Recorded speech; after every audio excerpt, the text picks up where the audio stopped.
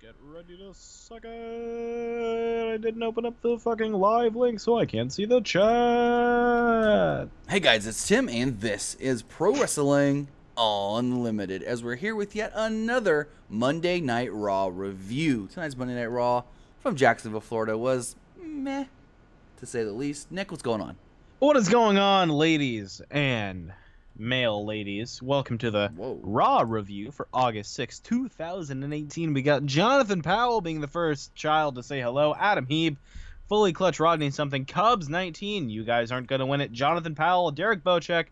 I say that because the A's are going to win it. The A's are going to win it all goddamn day. The A's are winning the World Series. Okay. I'm saying it right now, live on air. A's are taking the World Series. We already got text from the 9 from 55. Hey, that's your area code. Hello, Nicholas. I've been a fan of your rants. Thanks, dude. That's from your area, dude. Yes, sir. 559. GCSYT, I am asking the same fucking question. They've given them like 3 different theme songs. They should have kept the Battle Stars. Mystic Eclipse says no, the Red Sox. You watch your fucking language in this stream. Hey, White Sox 3-run homer against the Yankees today. That's not a hard thing to do. Oh, dang. The Red Sox just swept the Yankees. I don't know about the White Sox. I know. The Yankees are... Dude. Gotcha. Oh, goodness gracious. But we're not here to talk about baseball. We're here to talk about professional grapplings. Sure. And if you guys do want to text, God damn it, the fucking 559 number, you son of a bitch. Got you. Stop Whoa. it! Stop it! Yikes. Who keeps doing this? It's different numbers every time. It is. That's the scary thing. Whoever makes these really bad fucking memes of me, please You should stop. just start posting them. Fuck it, I'm gonna post this one. The 860 says Nick is the go. Let's talk about Raw.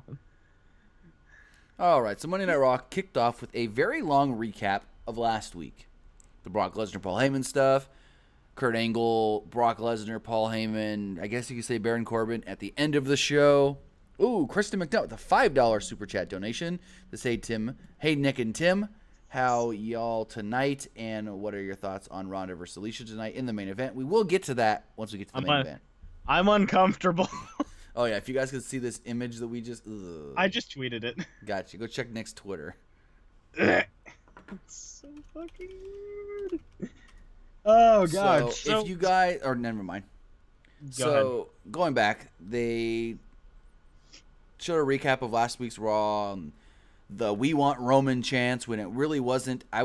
Someone literally that was at Raw messaged me and go, you know they weren't saying "We Want Roman." They were actually saying "We Want Strowman."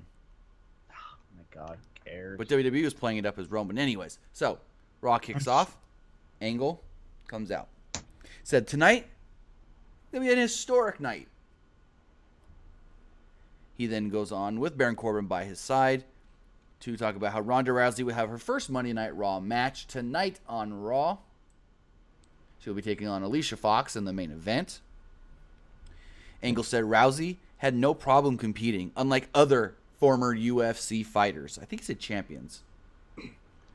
He criticized Brock Lesnar for what he did last week and also confirmed that Paul Heyman was still employed and that later will be speaking with Renee Young. Angle had more to say, it seemed like, before Roman Reigns came out and interrupted. Roman. And let me tell you, man. Roman had a really good spot tonight after this segment with Big Banter Constable Big Man Corbin. But we'll get to that. He had a very good moment. So Roman comes out, and Roman said Angle should have known better. Like, I knew exactly what he was going to say as soon as he came out. He just goes, you should have known better. Getting rid of me? That would have never happened if I was still here. As soon as Roman's music hit, I was like, he's going to say that it all went down because he wasn't there to save the day. And that's basically what he said. He said, if you kick the big dog out, who's going to protect the yard? And Fightful at Fightful Online had a really good tweet. They said, who talks like that? And the only thing I could think of was like, fucking the Baja Men, maybe? Who let the dogs out? Oh, why doesn't that be his theme song? Do you think he'd be more over if Who Let the Dogs Out was his theme song? Who let the dogs out? Who let the dogs out? Dogs out. That would have been great. So he then looks at Baron Corbin. He's like, he goes, you didn't do anything. The moment Brock looked at you, you just cowered away. He was going to call him a little bitch, and Kurt cut him off. Angle confronted Reigns, or confirmed to Reigns that everything at SummerSlam is going to go as scheduled, because Reigns was like, you better not tell me. Because basically Kurt says, myself and everybody from the top of WWE was disgusted and upset with what Brock Lesnar did last week. And when Roman hears that, he goes, from the top, you better not tell me someone's going to suspend Brock. And Kurt goes, no. I made sure that Brock's not suspended for what he did, putting his hands on an official, and that you will still get your match at SummerSlam. Crowd booed. Yeah, which the crowd received super warmly. And then Kurt goes on to say, and I hope you kick his ass. And Corbin looks right at him and goes, you can't say that. As the general manager, that's a conflict of interest. Which, I guess Corbin really isn't wrong. Unless it's in his contract that, because he's not, what is he? He's the general manager. But an official is not supposed to be biased to one superstar or another. Yet, Brock could put his hands on him. Yeah, but it happens all the goddamn time. The general manager's never... That's like saying, oh, you put a heel in a triple threat match. That means you don't like... Or you put him in a handicap match. That means you don't like the heel. Oh, you're being biased towards the baby faces. It takes all kind of, kayfabe out the window. Right. And then they bring it up. It's like, well, yeah, they don't like the heels. I don't know. It's weird. Beastie Boy, you're not wrong. You're not wrong there, Beastie Boys. So... basically, Corbin was like, I couldn't have done anything last week. I was tired from my match with the little man, Finn Balor. So there was really nothing I could have done. Yeah, okay, again, that's another thing that makes no sense to me. Like, what? Oh, he's so bad, but I was so tired from my match. It's like, what? Right? I don't know, man. These promos just seem so, bass-ackwards, back-and-forth type bullshit. I don't know. So, to sum it all up, Roman then goes on and says, yeah, but the one big thing, difference between you and Finn Balor is Finn Balor's actually been a Universal Champion. Angle then said Corbin could have acted like a man, and Corbin reminded him who the show really belongs to. Not himself, but Stephanie McMahon. Kurt Angle then said, you know what? We're going to make a match. For right now, get me a referee. We've got a match. Roman Reigns, Constable Corbin. I have a question. I have an answer. Maybe. Was Roman ever Universal Champion? No. Exactly. Funny thing here is this match went about 18 and a half minutes. Fuck! With about 5 minutes left in the match, you hear Michael Cole go, man, these two have gone over 20 minutes already here opening Monday Night Raw. That's too much. Now, it was 28 minutes into the show, but the match didn't even go 20 minutes. That's 2 weeks in a row that Corbin has had a match spanning longer than 2 commercial breaks. Well, technically, yes, because the match, they ring the bell, and 30 seconds in, they go to commercial. Still, though. No, I get what you're saying, though. Someone from the 504 on the text line says the WWE writers need an improvement. They do, or at least just some fucking common sense, or maybe just watch the fucking show to see what you wrote last week. I don't know, dude. So before the referee gets out there, Corbin jumps Roman Reigns. Roman then hits a Superman punch right away, knocking Corbin out of the ring as they go to that quick commercial. When they come back, of course, Corbin's in control with a rest hold. After a very long rest hold, Reigns clotheslines Corbin out of the ring, followed by a drive-by. Corbin then rammed Reigns' head into the ring post, and they went to another commercial break. The drive-by's cool. Huh? The drive-by's a cool move. I like it. Yeah. Fast forwarding here into this match, Roman Reigns. Roman Reigns. Oh, what's that show? Oh, everyone loves Raymond. Everybody loves Raymond. So Reigns sets up for a spear, and before he can hit it, Corbin got out of the ring. Good. Corbin looked like he was going to walk away. He didn't care about getting counted out. And all of a sudden, Finn Balor's music hits. And I'm sitting here, and I'm like, he's been out of the ring for quite a while. And so Corbin stops. Balor stands at the top of the ramp, kind of walks towards Corbin. So Corbin, the bigger man, backs away from Finn Balor. Like he doesn't want anything to do with the little man. Mm-hmm. And as he does that, Roman Reigns comes out of the ring. Gave him a Superman punch. Or no, I don't think it was a Superman punch, but he punched him and threw him back in the ring. Now I rewound this, and this was way more than 10 seconds, even after the referee had already started counting for the count out. Mm-hmm. So basically, Finn's music hits, the referee maybe counts one or two more seconds, and then it's just, count out doesn't count. It doesn't matter. So I was like, yeah, you could have done something better with that. Anyways. It's a very WCW type moment where it's rules not enforced anymore. Basically, Roman throws him into the ring, Superman punch, spear, victory. It was an alright match. Too long, in my opinion. I feel like you could have After the match, big time. Reigns gave Balor a fist bump. Balor then hit the ring, gave Corbin a drop kick and a coup de grace. We then learn later on in the night, breaking news from WWE.com, Finn Balor will be taking on Constable Corbin at SummerSlam. Kickoff show? Or main? I think how much they're pushing Corbin has to be main. I imagine. What do you guys think? Do you guys think that Finn Balor Baron Corbin match should be on the pre-show or be on that main card? I don't know. I don't know. It just feels like it's such a nothing match that it doesn't matter where it goes. Like, it doesn't matter to me. Yeah, I mean, you're pretty right there. No spamming, please. So, we then see Rousey and Natalya backstage. We then see Bobby Roode backstage, checking himself out in a mirror. Kristen McNutt with $5 Super Chat donation. As you do. Stephanie McMahon is not on Raw every Monday, but only one time. Shane doesn't get... Big announcement. Huh? Big announcement. What big announcement? Yeah, she was only on once. Big announcement. Oh, well, yeah. Shane doesn't get a superstar to be Constable because he trusts Paige. Hey, I have a question. I have an answer. Maybe. What the fuck is Shane doing? Did they write him off TV? No, he just said, Paige, you're the GM. 1 week told her, I love what you're doing, and hasn't been seen since. God, I wonder what the fuck he's been up to. Chilling. Yeah, he's probably with his family. He's probably just taking a vacation. He's probably flying more helicopters. Treating those injuries. Well, he did have to have hernia surgery.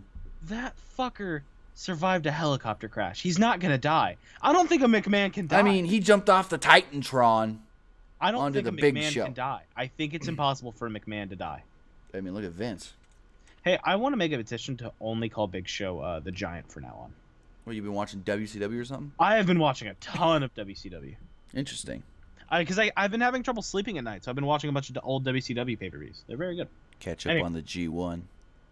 God, no. I'm having trouble sleeping. I want to go to sleep, not stay until 2:30. All right. Let's hit it. So, continuing on. Seth Rollins spoke with Kurt Angle about having to deal with Dolph Ziggler and Drew McIntyre. Angle suggested, you know what? If you can find a partner tonight, take them both on in tag team competition. Rollins was all happy and pumped. So then we have Bobby Roode versus Mojo Rawley in a 9 to 10 minute match. Let me tell you, that should never happen. That shouldn't be a sentence that we have to utter. So within the first 60 seconds, they go to commercial. After the break, Rawley had Roode in a rest hold. They, had a lot of R's in that sentence. Okay, Rawley had Roode in a rest hold. Say that 5 times fast. Rawley had Roode in a rest hold. Rawley had Roode in a rest hold. Rawley had Roode in a rest hold. Rawley had Roode in a rest hold. Fuck. Ooh, we got 4.5. Fucked up at the last second. God so, let's see. Rawley was in control for a lot of the early portions of the match. Roode then came back with a forearm, clothesline, neckbreaker, blockbuster. Rawley caught Roode as he came off the middle ropes, but Roode countered with a glorious DDT for the victory. Yeah. Henry McKenna. Yeah, we'll talk about it. We'll talk about it on the Wednesday show. Sure. Oh, trust me, we'll have plenty of spoilers and first round matchup non-spoilers. So we'll have spoilers and non-spoiler matches coming out of the tapings. Yeah, we'll definitely talk about it this Wednesday. Oh, yeah. Oh, yeah, dude. Thank you for reminding. A stagehand tried to talk tonight to Elias about his performance, but he wasn't worried. He said that you guys need to make sure that everything goes perfect, as he got himself a camera crew. He's filming another documentary. Thank God. I wonder if it's real. I don't know. I'd like to think it is. So after commercial break, Elias was in the ring and started playing his guitar. Now, the funny thing here, he doesn't say anything. He doesn't do anything. He just, nice, perfect guitar riff, right? Well, on the Pro Wrestling Sheet podcast this past week, they were talking about his album. Stop plugging other podcasts. No, but there's a funny thing here. Hey, can our intern, can you edit that out, please? Thanks. Anyways, they were like, I don't think that guitar riff in the last song of Elias' album may have actually been him playing guitar because he usually fumbles on guitar riffs. Well, then tonight, first thing he does, smooth, perfect guitar riff. I just found it funny and coincidental. Anyways. Yeah.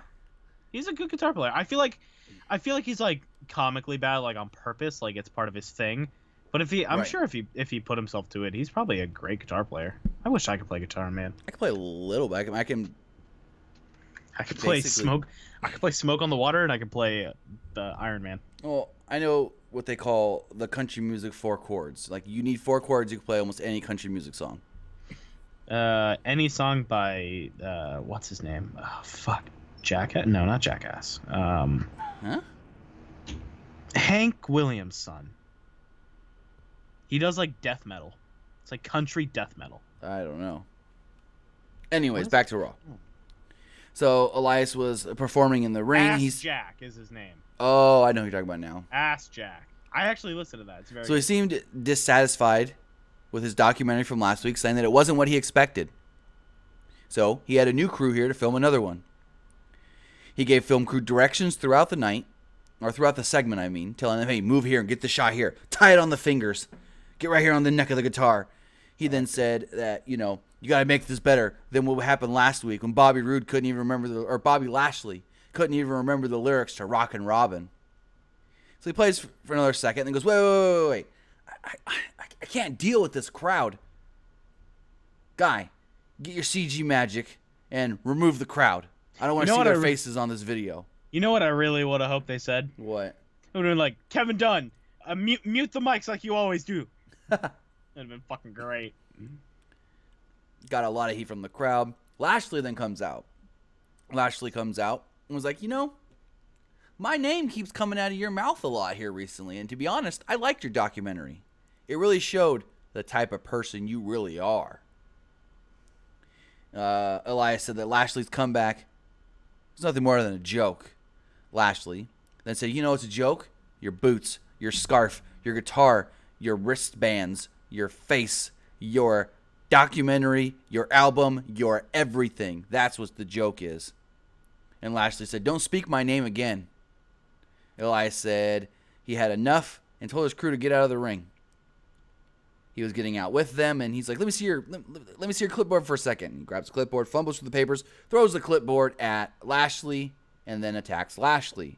Lashley, though, gets the better of the two, ends up calling for the film crew to come back into the ring, hits an amazing spine buster on frickin' Elias, then says, all right, camera guy, tight shot right here on me. Goes up, vertical suplex, stalls, delays, boom, hits it, basically ends the segment.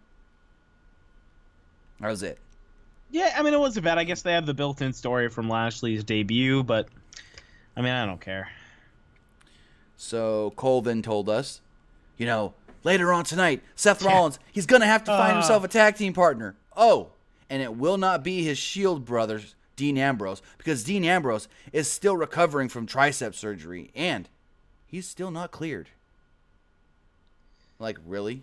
I don't know, man. $1.99 for Matthew. Start the bid war, you guys rock. Dude, you're already $10 short. Chris McNutt has donated $10 today. Well, he's $8.98.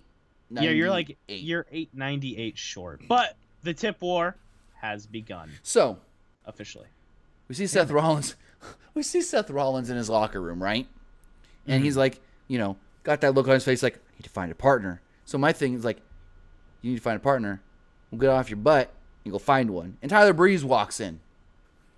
Tyler Breeze walks in and goes, hey, I hear ya. You're looking for a tag team partner. I'm on my own right now. I'm gorgeous. And I guess you're passable. I also would have possible tag team names for them. CrossFit Breezes. Wow. instead of CrossFit Jesus. Just want to throw that out there in case anyone He said wants... if you weren't the whole CrossFit Jesus thing, you wouldn't be passable. Breeze then suggested, like you just said, CrossFit Breezes, and said Rollins should accept before he changed his mind. Before he's like, you need to tell me you want me to be your partner before I leave. And No. So what sucks is Tyler missed a very crucial part that he could have said. What? I was fucking FCW tag champs with your boy. Oh, I guess. You didn't know that he was FCW No, tag champs? I know, but I mean, that's my favorite. If they're not going to mention NXT, it's my favorite fun fact. So, I don't think they even. I'm Roman pretty sure then comes FCW is. I'm pretty sure FCW is owned by someone else. Probably, just like OVW was. And well, is OVW still owned by Rip, or he just has a part in it? Well, I don't think he's an owner. He's like the head trainer. Oh, okay, I got you. God, anyways, Rip Rogers is a head trainer. Good lord. So Roman Reigns walks in. He's old as dirt. Looks at Breeze and is like, "Get out of here! I got this." He's like, "You still need a partner?" And Seth was like, "Well, you already wrestled." And he's like, "I got you back." Oh, Kristen McNutt with another $5 super chat donation. Uh-oh. Can Raw be better if they bring back Dean or Jason back? Yes, I mean, absolutely. A little bit. So it would bring more depth and new faces. That's what I was about to say. Even though they've been on Raw already, like it's not like they were moved from SmackDown. It's still something new because they've both been gone for a while. So we got 15 for Kristen, 199 Matthew. So we then get a singles match: Razor with Akam against Titus ONeil, Apollo Crews and Dana Brooke. And it was funny. So they're doing the entrances, and JoJo's like making his way to the ring. Okay,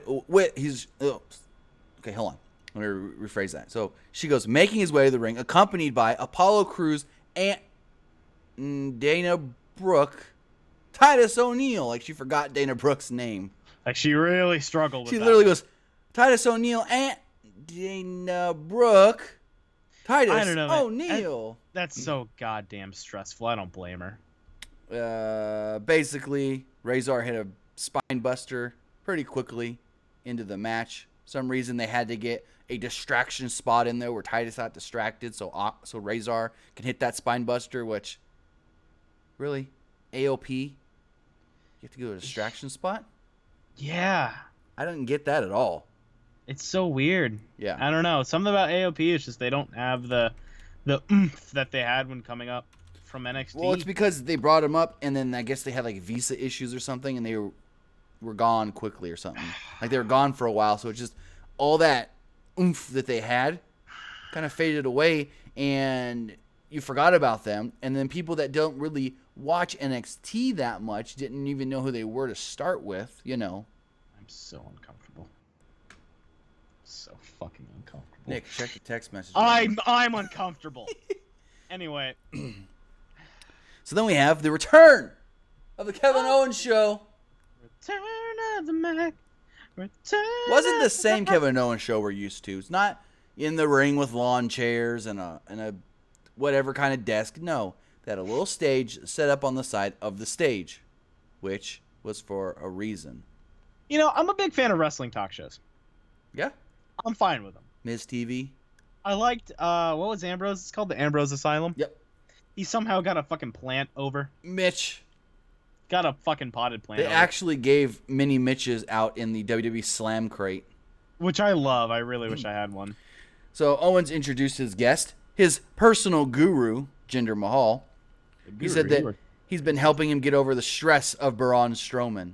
Oh, goddamn. Fun fact, he said, this morning, because of everything that you've helped me with, I was able to wake up in such a good mood, play with my son, pick up my daughter. And my first thought was, what do you have, back problems? You weren't home this morning. You probably flew in last night.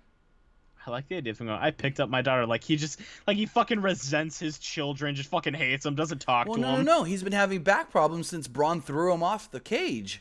I really wish Mahal's gimmick turned into a chiropractor. Been the fucking best. No, I got it. So he's the spiritual leader, right? Sure. He's going to come out next week, and he's going to say, here's the man that has taught me everything I know. I am changing my ways a little more. It's Diamond Dallas Page. Oh, I am now the leader, or I am now representing DDP Yoga. Dude, I'm not gonna lie. Doing that right, that could be a fucking funny 2-week thing. Yeah. That could be fucking hilarious, and it could get Jinder some kind of like, it wouldn't give him like recognition, like he'd be so respected, but it would be funny, and people would be like, DDP. He'd be like, I'm here to help people change their lives, and what better man to learn from than Diamond Dallas Page, who has changed many men's lives, like Scott Hall, Jake the Snake Roberts, and others. Try DDP yoga sometime. DDP yoga. That shit helps. Fucking Cody's been doing DDP yoga. I might start it. I've had back problems since I was like a child. I'll send you the videos. Anyway, let's continue on here. So where was I? He said that every time he sees Strowman, he gets a little stressed out.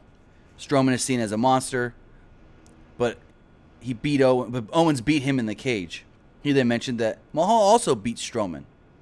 Yes, it was by count out, but he still won. Every time Mahal tried to answer a question, Owens would cut him off and answer it himself. Owens said that he would become KO in the bank when he won at SummerSlam and get back his Universal Championship. Which, I might add, he never got a rematch for. You forget that Kevin Owens was once a Universal Champion. Yes. Forget that Goldberg was once a Universal Champion. You forget that a lot of people were. Finn Balor was once a Universal Champion. There's only been 4. God damn, that's depressing. Continuing on here. So Owens then suggested that Mahal should beat up Strowman again tonight. Mahal was like, oh, no, what are you talking about? Owens then said, Braun, come out here. Braun didn't come out. Then all of a sudden, their platform, their stage, began to rumble and shake. They stood up from their chairs, and it shook again. It was like a little mini earthquake. And then all of a sudden, slowly but surely, their stage began to rise and rise and rise before all of a sudden they both, and Sunil Singh, so they 3, jump off of their little stage. It gets flipped over. Cameras pan around him. Boom. Braun Strowman was underneath the stage the entire time. Well, I think, because you never see him come from behind. And you never hear a crowd pop. No. Because you would have thought someone would have saw him. Exactly. So I think he was under that damn stage the entire time. He flips the whole thing over, just like when he flipped the announce table on top of Kane. Do you think he was in Little People's Court? Huh? Do you think he was? Oh, that's Under the Ring. That's Under the Ring, actually. So, God, that's the funniest fucking thing they've ever produced. Yeah. So, Braun then grabs his briefcase, walks down the ramp, and goes, I want my match. He wants Mahal. They go to commercial, come back. Braun's in the ring, licking his lips, waiting for Jinder. Kevin Owens is like, get in there and get him. You got this, buddy. So Mahal gets in. He starts to try to do his little breathing exercises. Tells Braun just to calm down. Just calm down. And we get a 1:47 match. Yeah, so, I mean, no, it was exactly what it needed to be. Braun won. Yeah, we don't really need to talk about it too much. Owens tried to steal the briefcase twice. First time, Braun jumps out of the ring, chases him, he drops the briefcase. Second time, he doesn't drop the briefcase. He walks up the ramp. Jinder then comes out. Jinder gets him down towards the timekeeper's area. He then hits Jinder with the briefcase. DQ finish. There you go. So then Corbin's walking around backstage, and he stops at Kurt because Kurt didn't have an office this week. Yeah, which is weird. And he was like, hey, phone call. It's Stephanie. Hey, phone call. Well, basically, he's like, hey, phone's for you. $2 from Kristen. Make that $17 on the total. Any news on Braun cashing in at SummerSlam? Haven't heard anything, but you'd like to assume. Right. So it's like Stephanie doesn't have Kurt's number. She can't just call him directly. She's probably already on the phone with him. I don't know. Kurt had his phone in his hand. He's probably over there playing frickin' Candy Crush or something. Didn't answer. I hope he's looking at I hope he's watching porn. He's watching us. Yeah, he's actually listening to the podcast. Anyways, hey, Kurt. He gets on the phone, and he's like, yep, I understand. I got it. Then WWE congratulated themselves on 15 million Instagram followers. And then Michael Cole basically said, Instagram's going to be lit in 2 weeks come SummerSlam. Yeah, I felt the hipster side of me slowly commit suicide. Yeah. So then, a video package aired for Lesnar versus... Sounded like a really shitty teacher trying to connect with their students. Oh, yes. Welcome to World War II history class. It's going to be lit. I probably shouldn't go that far. It's going to say something very bad. I'll say it off stream. So they aired a video package for Lesnar versus Reigns, included clips of Reigns being interviewed by Corey Graves. course. For some reason, Corey goes, we tried to talk to Brock Lesnar's camp, and they denied. Yet, Heyman does an interview with Renee Young later. So, anyways. Well, is he still Lesnar's camp? Bum, bum. Anyways, so, where was I? Reigns admitted that getting beat at this year's WrestleMania was not good for him. Reigns said he beat Lesnar at the Greatest Royal Rumble and was the rightful champion. God, it's probably the fucking last time that's probably the first time they referenced that since it fucking happened. Reigns said that he was sick of Lesnar disrespecting his family, the business his family helped him make, and that all he wanted to do was head back to the UFC. Reigns said that he would beat Lesnar because I have to win. Didn't you have to win at WrestleMania? He's had to win the last few years. Here's my thing. So they were like, SummerSlam, this is going to be the biggest night in Roman Reigns' career. But wasn't that when he beat Triple H at WrestleMania for the WWE Championship? No. What are you talking about? I don't know what you're talking about. I don't remember that. Literally, he loses the WWE title match at WrestleMania 31. So the next year, he gets another match and wins it. Naturally. Also, he beat The Undertaker at WrestleMania. Isn't that a little bigger than beating Brock Lesnar for the title at SummerSlam?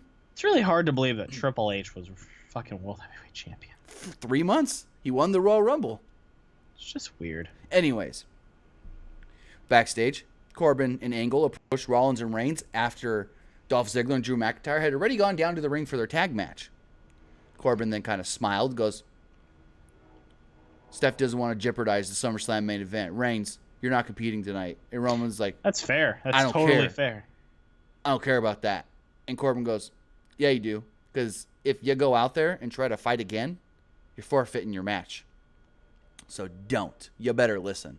I would have really liked the story of, like, Roman goes through that match and, like, maybe he, like, I don't know, hurts his shoulder or something, and is he going to be good to go? And it can kind of make this really good underdog story for Roman, you know, as underdog as you can get for a guy like that. So they could have that kind of thing implement. I don't know. I don't know why they're abandoning that. But he gave Corbin just the nicest punch to the, like, that's the kind of, that's the punch to the ribs you give your fucking brother or the nerd in class. Like, that was just such a, like, like that wasn't a scripted Roman moment. It didn't feel like it. He just goes, because Seth goes, he taps him on the chest, goes, I got this, don't worry about it. And so he looks at Corbin, goes, your ribs hurt? He goes, what are you talking about? As he's holding his ribs. And he's like, what are you talking about? His hand comes off his rib, and Roman just would have been great if he's like, hey, man, you want a Hurts donut? What? And then he punched it and goes, hurts, doesn't it? And just walked away. I would have fucking, oh, god damn it. Hey, man, your ribs hurt? No, what? Ah, fuck! Oh, god, it was so we had a 2-on-1 handicap match. Dolph Ziggler and Drew McIntyre versus Seth Rollins. About a 7-minute match. Great now, match. the people in the building did not hear the whole thing about Michael Cole. It's not going to be Dean Ambrose. And as soon as this match starts, we want Dean Ambrose chance. I want Dean There Ambrose was a botch spot early on when McIntyre was supposed to catch Rollins off the top, but they sort of fell over. After Rollins had a suicide dive, Cole shouted, can Seth pull this off? Absolutely. The fuck not. He didn't. And then he does the dive 2 seconds later. The finish came out of nowhere. Rollins tried to fight off both guys, but Ziggler caught him with a super kick for the win. Then, for another 2 minutes, the announcers kept basically saying how John Cone's an idiot because Dolph Ziggler was not the legal man and shouldn't have been able to make the pin. Mm-hmm. They literally went on for like 90 seconds to 2 minutes about, look, watch the replay. McIntyre's the legal man. There was never a tag. Dolph hits the super kick. He was not legal. He shouldn't have. I don't like storylines like that because these referees have been refereeing long enough. It just made John Cone look stupid, like he couldn't tell which guy was the legal guy. It's not like there was 5 guys in there. There was 2 guys, and then Seth. Like, you can't... Hey, two things. One, speaking of 5 guys, they're building a 5 guys by my house. And I've been there in a while. It's probably the best burger I've ever had. In-N-Out. But, no, In-N-Out's burgers are good, but their fries are trash. What? Their In-N-Out fries are absolute abysmal. Oh, Lord. They're like undercooked shit. Animal-style fries. You get them well done, and then you're good to go. I always ask for mine a little extra. I always go, can you cook the fries a little extra? Yeah. What's your go-to order? We'll continue in a minute. What's your go-to order? A regular burger with like no tomato. Cheeseburger, Yeah, regular cheeseburger, no double tomato. double. Regular cheeseburger, no tomato, with a side of animal style fries. You know, it's my go-to. What? 3x3, animal style, animal fries, and a milkshake. I had a guy in high school one time get an 8x8 animal style. That's cancer. He's a big boy. Oh, okay. Do you play football? And he played the fucking big ass tuba in the band. Interesting. All right, thanks, Luis fan, but you're gone now. I appreciate it. All right, so they aired a video package for Alicia Fox. They said Alicia Fox is the longest tenured female in the WWE. I didn't think she was there longer than Natty. Oh, she's been there for a while, bro. Well, I know she's been there for a while, but I didn't realize she was there longer than Natty. I didn't realize how long she was there.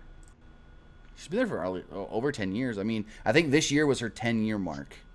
Mm-hmm. So then we get a non-title match, the tag team champions, the B team, with their new music against the Revival. I don't like the new music. Actually, no. I do wacky. like the new music. Very wacky. It's very funny and like high schoolish to me. Well, they said that. I think Coach said it. If you're a fan of college football, you understand this completely, or something like that. Yeah, it's just like Roode at like really hyping up the crowd. And I like it because I think that's what the B team Let's is. go B team, or something like. How was it again? It was like B team, let's go B team. Something like that. I don't know. It's cute. I think it's funny. I think it's something that would really, really get the crowd going, and especially with SummerSlam coming up, why not, dude? SummerSlam. Why not make that thing? As we learn here in a minute, their tag title match isn't even at SummerSlam.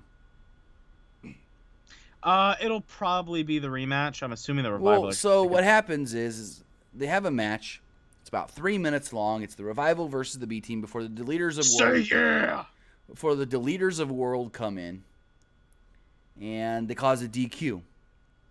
We then learn later on in the night that next week on Monday Night Raw, with a Raw Tag Team Championships on the line, I think it'll be the B team, the Revival, and the Deleter of Worlds in a triple threat. I think it's going to be great. This feels like a New Japan match to me. Really? Yeah, just a very, like, out of nowhere, we're just going to do this because we can. I mean, they used to do those 3-way tag title matches where it was, who was it? It was the Guerrillas of Destiny, the War Machine, and I think they used to add in their Killer Elite Squad as well. And so I'm going to say this. This isn't something that WWE does all the time, so I think it's going to be good. It's a great way for Matt and Bray to wrestle, especially Matt right now, who's apparently suffering an injury. Right, he can be in there minimal. Yeah, he can be in there very minimally. It can break into chaos a lot. It can really play up to the Wyatt, like, creepy, spooky fun times. It can play into the broken stuff with Hardy. I think it's going to be a great match. It's going to be a lot of fun. And I hope Who do you think win? Revival. That's what I would hope. Revival and the match. But I don't know. The rematch will probably be on the kickoff. The Revival did say that there's been a lot of magic in the tag team division as of late. You've got the Leaders of World and their magic. You've got the B team coming out of nowhere and becoming the tag team champions. So they said that they're going to use their own magic to make the B team's reign disappear. You know what I would like? What? I'd really like the Revival. They don't need it, but I would really like the Revival to have a manager kind of like Cornette. Cornette said, I mean, if they paid me enough money, I'd fucking come back and I'd be a manager for the Revival. Be perfect. It would be. So we then have the Paul Heyman sit-down interview. This was great. Probably the best promo of the year. Last 10 years. Yeah. So Renee Young did a sit-down interview with Paul Heyman. Paul Heyman just looked wrecked. Yeah. Eyes were bloodshot. Looked like he had been smoking that good stuff. Looks like him and Riddle were hanging out at the Performance Center the other day. Oh, need some of that after you get your freaking finger chopped off. Ooh, Chris and that's a good one. Maybe they can make it like a fatal four-way type thing at I think that's just doing well. They haven't been winning lately. I don't know. Maybe. I don't think so, but they could. Malcolm lost to freaking Apollo last week. And Matthew, I really hate to tell you this, man, but you are getting destroyed in this fucking tip war. Getting dismantled. All right, Sorry. Heyman said that he doesn't know what came over Brock. He said that I can't get a hold of him. He disconnected his phone. I've been trying to get a hold of him through mediaries. Can't do that. So I guess Sable's not answering her phone either. No. What's a mediary? Basically, like the middle person. Like, I'm gonna call you. Like, basically WWE will say you're WWE and you say we want to sign Kenny Omega. but we can't actually talk to him legally yet. So let's tell so-and-so that we want to sign him. We're interested. So then they can tell him without us breaching any contracts. It's a mediary. It's like, hey, you're not going to answer my phone. It's like, so it'd be you're not going to answer my call, so let me call your wife and tell her to tell you to call me back. Ooh, interesting. I didn't know that. I really didn't know that. But I guess Sable ain't answering her phone either because he said he can't get a hold of mediary. He can't get anything. Mm-hmm. So he started looking around the room, and he was just like, I don't know what happened to piss off Brock like I did. Renee tried to continue, and Heyman accused her of enjoying this a little too much. She just wanted to get to the bottom of this. She said, what do you think caused this? He goes, I don't know. She goes, do you still consider yourself Brock Lesnar's friend? He goes, I do. My kids consider themselves Brock Lesnar's kids' friends. That's interesting. He goes, I don't let many people in my family. Brock, as we all know, doesn't let many people into his family. But our families are close. I wonder if that's true. He said this whole situation was inconceivable, and he wondered how he could just go with someone else. Because Renee Young literally goes, if this doesn't work out, do you have somebody else you want to make your client here in the WWE? And he's just like, how can you even ask me that? He's like, last week, that question wouldn't have even been relevant. And so she was just like, who do you think's going to win? Brock Lesnar or Roman Reigns? And Heyman just goes, after last week, we don't use this word in WWE, but Brock, he's become extra violent. And this Brock Lesnar, Roman Reigns, can't beat. I would really like to see a psychotic, deranged, very different style of Brock Lesnar show up at SummerSlam. Here's my fear. Go ahead. He's in that UFC mode already, right? He's been tested God knows how many times already by USADA and everything. Yeah. Remember last time he was already in UFC mode before stepping away from WWE? I don't. What happened? The Dean Ambrose match where literally Dean Ambrose threw him under the bus and said Brock's head wasn't in the game. He didn't want to do anything in that match. He told me to go out there and he'll just call it. Hopefully Brock doesn't do that again. I think it'd be fine if he did. I think it'd be a very quick match if that was the case. I feel like, to be honest, Dean Ambrose kind of went with it. I don't think Roman would. Roman would be like, no, we need to do this, God damn it. Yeah, but then I think Brock would go way too legit on him. Well, as long as he doesn't pull a Braun Strowman and hit him real hard. Yeah. So he doesn't hit him. But anyways, we'll see how it all goes down in 2 weeks. Yeah. That is going to be an interesting main event. I do have to say that. I am interested to see how that match does go. I am very excited for SummerSlam. So then we get a video package on Rousey and Bliss for SummerSlam. They run down the SummerSlam card. And then we get Sarah Logan, Liv Morgan, taking on the Boston Hug. What is it? The Hug and Boss Connection? Boston Hug Connection. Match goes about 10 minutes. Basic back and forth tag team match. At the end, Sasha Banks is in control. Bayley's on the apron. She goes to jump off the apron onto Liv Morgan on the outside, but a shadowy figure pulls Liv Morgan out of the way, and Bayley crashes into the barricade. Said shadowy figure then reveals that it's Ruby Riott back from knee injury. This distracts Sasha Banks. Sarah Logan hits a very, very wonky looking roll up and gets the win. I mean, I can't really knock her too much on the roll up because Sasha was kind of halfway out of the ring through the ropes. Yeah, it did look really weird. It was just the way Sasha was positioned, had herself positioned, is the only way she could have grabbed her. So can't knock her too much. But after the match, Ruby just yelled, "I'm back," and she hugged the girls. I like it. I really, really like Ruby Riott. We then had Ruby with the new hair too. Absolutely wonderful. Ronda Rousey with Natalya against Alicia Fox and Alexa Bliss. Is this the first time that Alicia Fox has ever main evented in an episode of Raw? An episode of anything? Yeah, an episode of anything that wasn't like main event or some shit like that. No, anything, I think. Hey, if you guys want to see a really good main event match, like the show main event, Zack Ryder and Mike Kanellis put on some fucking bangers the last couple weeks. They've put on absolute bangers. That makes me really want both these guys back on main now. So this goes on forever. Charlie Caruso's in the ring, and she's interviewing Alicia Fox and Alexa Bliss, and it just goes on and on and on. And I'm like, this is a 2-minute match, if that, and it just keeps going on And she's asking her, what do you think of Ronda Rousey? Fox bragged about taking her out last week. She said show the replay. Fox bragged about being the captain of Team Raw at Survivor Series. And eventually, God, remember that? Yeah. Fuck. Eventually, Ronda's just had enough and comes out. A bad acid trip. You just remember that and you're like, ugh. So Fox taunted Rousey, tried to punch her, but Rousey blocked it and shoved her down. After a series of distractions, Bliss tripped Rousey. Fox hammered away at Rousey in the corner, but Rousey came back with fists, and they called her the fastest woman in the game. She then hit 3 consecutive judo throws where she was just throwing Alicia Fox. Yeah, not even trying to just, scoop her down onto the mat or anything. No, she was just somebody tell you my grab fear. the arm and no, hold on. There was a spot where she grabs her by the arm, judo throws her, doesn't even bend over. No, she just throws her over herself. And Corey, or I think it was Michael Cole, goes, Ronda's about to break her arm. And legitimately, the way she was throwing her, I thought she was gonna.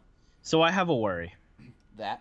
I have a worry that Ronda's still a little too green when it comes to protecting, and they're putting a lot of faith in these girls to protect themselves. She was throwing her around they use the term throwing them like a rag doll, but she literally freaking was.